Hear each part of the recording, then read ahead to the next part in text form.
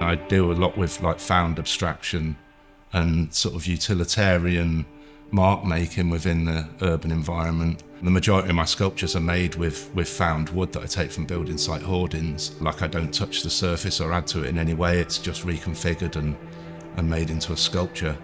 And I take this 2D like sheet material that's primarily to protect buildings and shows like a threshold of ownership, that then to take it and put it into another context of making it into its own structure, to make it into its own like architectural form.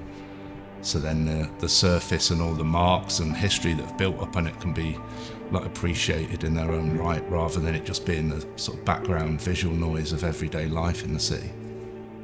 You know, and the different patchwork of paint is made from voices being spoken over, like predominantly young males in the city trying to make their mark and work out their identity and get some notoriety or within their peer group. And then it's all just blanked out by the authorities, or the council in this case. And then in doing so, they create this patchwork abstract painting. The sculpture incorporates all these histories, this dialogue between the city, the authorities and the inhabitants.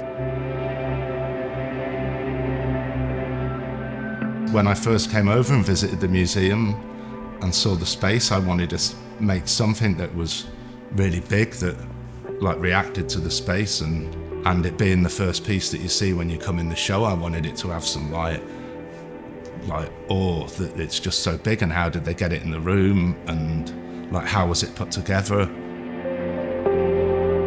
It means a lot to me to have my work shown in the museum, and to be shown within this group of artists who come from a similar background to me.